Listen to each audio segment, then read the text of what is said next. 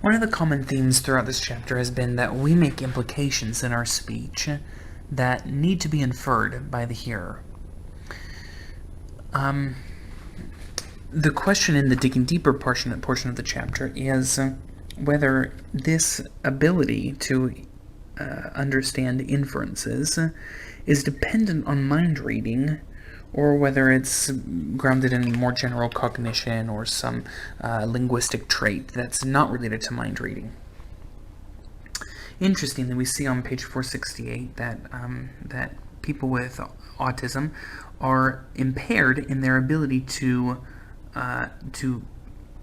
follow I guess I should say to understand the maxims that Grace proposed earlier in the chapter. For instance, we see if one puppet were to ask a question, "How would you like your tea?" and another puppet responded, "In a cup," then the participants who had autism would be unable to decide which of the two puppets were making the communicative error.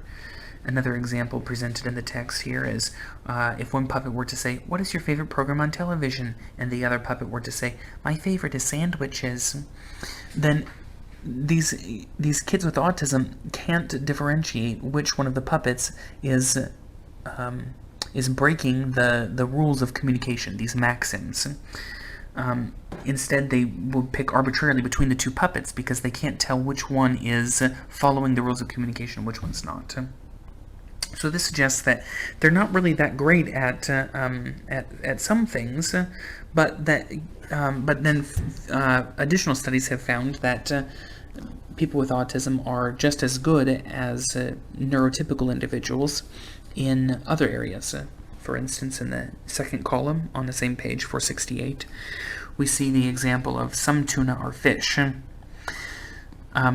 If you recall from earlier in the chapter, individuals who are being taxed cognitively are likely to say that that's a true statement, but individuals with their cognitive resources available will say that that's a false statement because the implication of the statement is not all tuna are fish. But people with autism are just as likely to recognize that that's a false statement as are neurotypical individuals, suggesting that these folks don't struggle with understanding the implications of these kinds of sentences. Additional research on page 469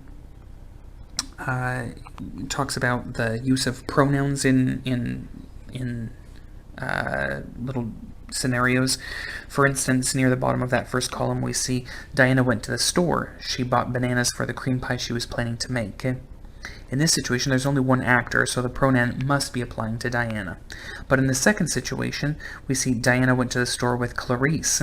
Diana bought bananas for the cream pie she was planning to make. In this situation, there was no pronoun used because if the second sentence had begun with the word she, it would have been unclear whether Diana or Clarice was the person that the pronoun was referring to.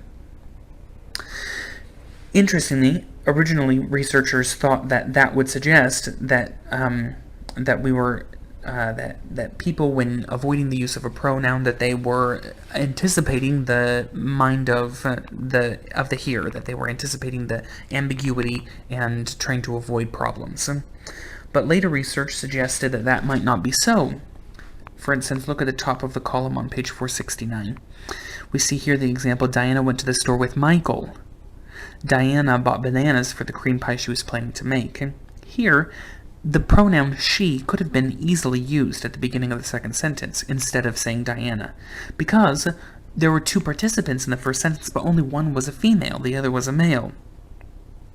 Given that, we would expect that we would find that pronoun use would be pretty frequent in the second sentence in this situation, in this scenario. But that's not what we find. We find instead that people are often using the unambiguous proper noun rather than the pronoun in this scenario.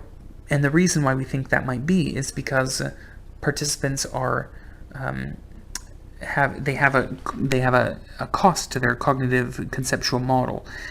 if they have two actors in the first sentence, regardless of whether the pronoun could be unambiguously used because of the gender of the two participants, there's two actors, and in order for us to have an easier time dealing with our own cognitive models from an egocentric point of view, I will have an easier time constructing the second sentence if I use the proper noun and not the pronoun.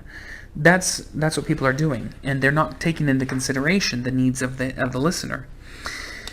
The text then continues to say that people with autism are just as likely to use pronouns and proper nouns in the same ways as neurotypical individuals are, suggesting, of course, again, that this might not be dependent on mind-reading skills. So some aspects of language may be dependent on mind-reading skills, some aspects of language might not be dependent on mind-reading skills, but it seems like overall, given the material that was presented in the chapter, there seems to be a preponderance of evidence suggesting that much of what we understand is not really because we are into the minds of the people that we're speaking to or that we're hearing from, but rather just because from an egocentric point of view, we just process the things that are the easiest for us, and we produce things in the way that's easiest for us. And that is the material in Chapter 11. Hope you enjoyed.